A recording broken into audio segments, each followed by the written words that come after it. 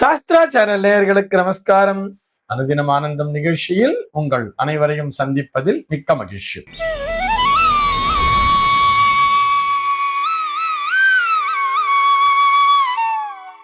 இன்று 17/1/2026 இந்த நாள் குறித்து பஞ்சாங்கம் என்ன சொல்றதுன்னு பார்க்கலாம் வாங்கோ. இன்றைய தினம் விஸ்வாவசூரிடம் தை மாதம் 3ஆம் தேதி சனிக்கிழமை. திதி பார்த்தோம்னா தேய்பிரை சதுர்த்தசி திதி இரவு 12 மணி 4 நிமிஷம் வரைக்கும் இருக்கு. அதனைத் தொடர்ந்து தேய்பிரை அமாவாசை திதியானது வந்து விடுகிறது. இன்னைக்கு நட்சத்திரம் பார்த்தோம்னா மூலம் நட்சத்திரம் காலை 8 மணி 10 நிமிஷம் வரைக்கும் இருக்கு. அதனைத் தொடர்ந்து பூராடம் நட்சத்திரம் என்பதும் வந்து விடுகிறது. இந்த நாள் முழுவதுமே ஒரு சித்தயோகம் கூடிய நாளாக அமைந்திருக்கிறது. இது போக பஞ்சாங்கத்திலே வரக்கூடிய யோகம் அப்படின்னு சொல்லி பார்த்தோம்னா இன்றைக்கு வியாகாத்தம் அப்படிங்கிற ஒரு யோகத்தை கொடுத்திருக்கா. கரணம் பார்த்தோம்னா பத்ரை அப்படிங்கிற ஒரு கரணம் பகல் 11 மணி 16 நிமிஷம் வரைக்கும் இருக்கு. அதனை தொடர்ந்து ஷகுனி அப்படிங்கிற ஒரு கரணமானது வந்து விடுகிறது. இந்த நாளானது ஒரு கீழ்நோக்கு நாளாக அமைந்திருக்கிறது. இன்னைக்கு என்ன ஸ்பெஷல் அப்படின்னு சொல்லி பார்த்தோம்னா இன்றைய தினம் பஞ்சாங்கத்திலே மாத சிவராத்திரி அப்படிங்கிறத கொடுத்திருப்பா. அது போக இந்த நாளானது ஒரு கரிநாளாக அமைந்திருக்கிறது.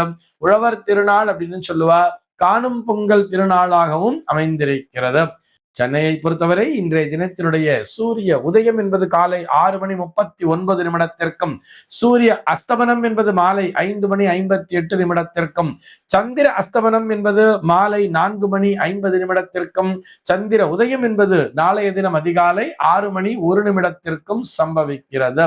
பிரம்ம முகூர்த்தம் பார்த்தோம்னா நாளைய தினம் அதிகாலை 4 மணி 57 நிமிடம் முதல் காலை 6 மணி 39 நிமிடம் வரையில் நீடித்திருக்கிறது.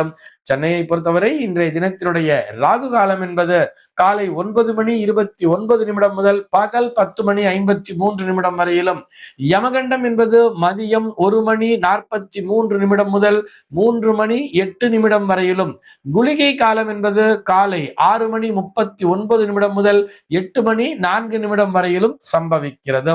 தினாந்தம் பார்த்தோம்னா இன்றைய தினம் இரவு 1 மணி 54 நிமிஷத்துக்கு கொடுத்திருக்கா. சூலம் பார்த்தோம்னா இன்றைக்கு கிழக்கே சூலம் காலை 9 மணி 40 நிமிடம் வரையில் அந்த சூல தோஷம் என்பது உண்டு.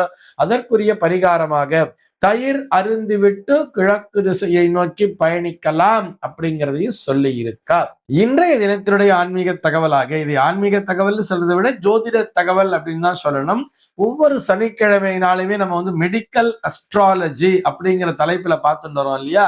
அந்த வரிசையிலே இன்னைக்கு என்ன பார்க்க போறோம் அப்படின்னு சொல்லி பார்த்தோம்னா, இந்த வலிப்பு நோய் அப்படின்னு சொல்றா இல்லையா, இந்த வலிப்பு நோய் வருவதற்கு ஜாதகம்தான் காரணமா அப்படிங்கிற ஒரு கேள்விக்கான விடையைத்தான் பார்க்க போகிறோம். நிச்சயமாக வலிப்பு நோய்க்கும் ஜாதகத்தில் இருக்கக்கூடிய கிரகநிலைக்கும் சம்பந்தம் என்பது உண்டு. பொதுவா வலிப்பு நோய், அதாவது ஃபிட்ஸ் அப்படின்னு சொன்னோம்னா எபிலிப்சின்னு கூட சொல்லுவா தெரியுமா.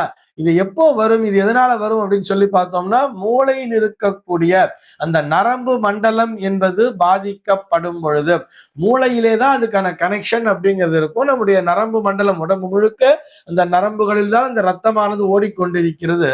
இதயத்திலிருந்து அது என்ன பண்ணுது, பம்ப் பண்றது. அது பம்ப் பண்ணி அந்த நரம்பு மண்டலத்தின் மூலமாகத்தான் உடம்பு முழுக்க ரத்தம்ங்கிறது பாய்ச்சப்பட்டு வருகிறது.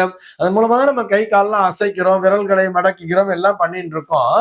இதுல என்ன ஆகும் அப்படின்னு சொல்லி பார்க்கும் பொழுது, மூளைக்கு செல்லும் நரம்புகளிலே ஒரு சில டிஸ்டர்பன்ஸ் அப்படிங்கிறது வரும் பொழுது இந்த நரம்பு மண்டலத்தினுடைய தலைமை செயலகமாகவே அந்த மூளையானது பார்க்கப்படுகிறது. அங்க இந்த ரத்தம் அப்படிங்கிற விஷயம் பாஸ் ஆயிட்டு இருக்கு இல்லையா, அதுல ஏதாவது சின்ன டிஸ்டர்பன்ஸுங்கிறது வரும் பொழுதுதான் இந்த மூளை தடுமாற்றத்திற்கு உள்ளாகி இந்த வலிப்பு நோய் என்பது உண்டாகிறது அப்படிங்கிறதையும் நம்ம புரிஞ்சுட்டு இருப்போம் இல்லையா. அப்படித்தானே நடக்கிறது. அப்போ அதற்கு எந்த கிரகம் காரணம் சொல்லி பார்த்தோம்னா புதன் என்கின்ற கிரகம் தான் காரணமாக அமைகிறது. இந்த புதன் தான் நரம்பு மண்டலத்துக்கெல்லாம் அதிபதி அப்படிங்கிற மாதிரி சொல்லி இருப்பா. இது போக இன்னும் ஒரு சில பேருக்கு கேத்து என்கின்ற கிரகம் கூட இந்த வலிப்பு நோயினை தரலாம். இந்த கேத்து அப்படிங்கிறது பெரும்பாலும் இன்ஃபெக்ஷன் ஓரியன்டா இருந்தா கூட இந்த கேத்து அப்படிங்கிற கிரகம் என்ன பண்ணும் சொல்லி பார்த்தோம்னா, இந்த போதை வஸ்துக்கள்லாம் சொல்றா இல்லையா, அதாவது மது அருந்துதல், அந்த புகைப்பிடித்தல் அப்படிங்கிறதெல்லாம் சொல்றா இல்லையா, இதெல்லாம் ஒருத்தர் அதிகமா பண்ணிட்டு இருந்தா கூட அவர்களுடைய ஜாதகத்திலே ஒரு 4ஆம் பாவகத்திலே ஒரு கேத்து என்கின்ற கிரகமானது ஒரு சனியோடு இணைந்து அமர்ந்து அந்த சனியானவர் ஒரு லக்னாதிபதியாகவே இருந்து விட்டால் ஏன் சொல்றோம்னா இந்த லக்னம் என்பதுதான் மூளை பகுதியை பற்றி பேசும், தலைப்பகுதியை பற்றி பேசும். அந்த லக்னாதிபதி சனியானவர், அதாவது தலைப்பகுதிக்கு அதிபதியான சனியானவர் கேது என்கின்ற கிரகத்தோடு இணைந்து ஒரு 4ஆம் பாவத்திலே கெட்டிருந்தார் அப்படிங்கிற மாதிரி வச்சுட்டோம்னா அப்போ அவர்களுக்கு இது போன்ற பிரச்சனைகள் என்பது வரும். அதாவது தகாத பழக்க வழக்கங்களின் மூலமாக இந்த தீய பழக்க வழக்கங்கள் சொல்றால இந்த மது அருந்துதல் அல்லது அந்த புகைப்பிடித்தல், இன்னும் ஒரு சில லாகிரி வஸ்துக்களை எல்லாம் பயன்படுத்துதல், இந்த புகையிலை போன்ற வஸ்துக்களை பயன்படுத்துதல் எல்லாம் சொல்றா இல்லையா, இதன் மூலமாக கூட அவருடைய உடம்பானது பலவீனப்பட்டு, ஏன்னு சொன்னா இது நிறைய விஷயங்களோட ஒரு தொடர்புங்கிறது இருக்கும். ஒரு லங்ஸ் அப்படிங்கிறது ப்ராப்பரா இயங்கணும். அந்த நுரையீரல்ங்கிறது முறையான வகையில இந்த காற்றினை உள்ளிழுத்து வெளியே விட வேண்டும். அந்த லங்ஸ்ல ஏதோ ஒரு பிரச்சனை வருதுன்னும் பொழுது அது இதயத்திற்கும் சென்று பாதிக்கும். இதயம்ங்கிறது வந்து ஒரு பம்பிங் மிஷின். இந்த பிளட்டை வந்து பம்ப் பண்ணி அனுப்பிச்சுட்டு இருக்கோம். அதுல அந்த பம்பிங்ல பிரச்சனை வந்ததுன்னா இந்த ரத்த ஓட்டத்திலும் பிரச்சனை என்பது வரும். அது மூளைக்கு சரியானபடி ரத்தத்தை பாய்ச்சவில்லை என்று சொன்னால் அந்த நேரத்தில் இது போன்ற இந்த ஃபிட்ஸ் அப்படிங்கிற விஷயங்கள்லாம் வர்றது. இதை நாம் ஜாதகத்தை கொண்டே தீர்மானிக்க முடியும் சொல்றோம்.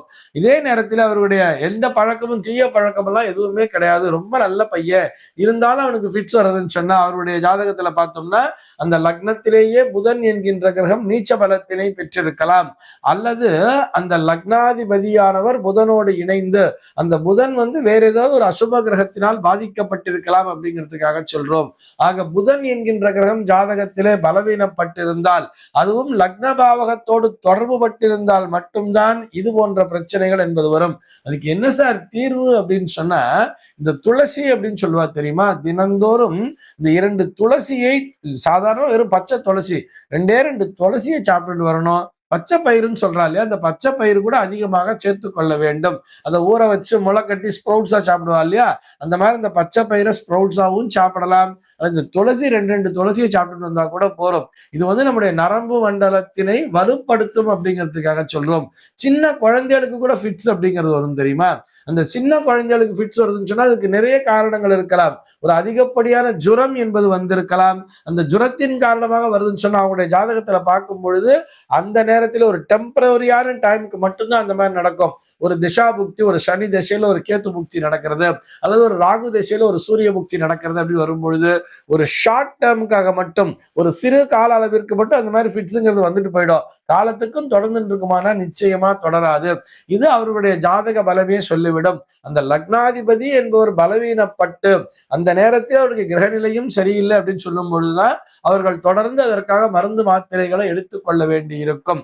அதே மாதிரி அவங்க ஜாதகத்தை பார்த்து, இல்ல உங்கள்கிட்ட இந்த மாதிரி தீய பழக்கங்கள்லாம் இருக்கு, இதை நீங்கள் தவிர்த்தாலே போதுமானது, உங்களுடைய உடலானது ஆரோக்கியம் பெறும் என்பதையும் வலியுறுத்தி சொல்ல முடியும். ஆக நம்ம உடம்புல இந்த மாதிரி ஒரு குறைபாடு அப்படிங்கிறது வர்றதுன்னு சொன்னா, ஒரு வலிப்பு நோய் அப்படிங்கிறது வர்றதுன்னு சொன்னா அதற்கு நம்முடைய ஜாதக பலமும் காரணம்தான். அதை ஜாதகத்தை பார்த்தே நிச்சயமாக அறிந்து கொள்ள முடியும். இந்த தகவலோடு இன்றைய தினம் உங்களிடமிருந்து நான் விடைபெற்றுக் கொள்கிறேன். மீண்டும் உங்கள் அனைவரையும் நாளைய தினம் ஒரு புதிய தகவலோடு சந்திக்கிறேன். அன்பர்கள் அனைவருக்கும் அனுதினமும் ஆனந்தமாய் அமைய பிரார்த்திக்கிறேன்.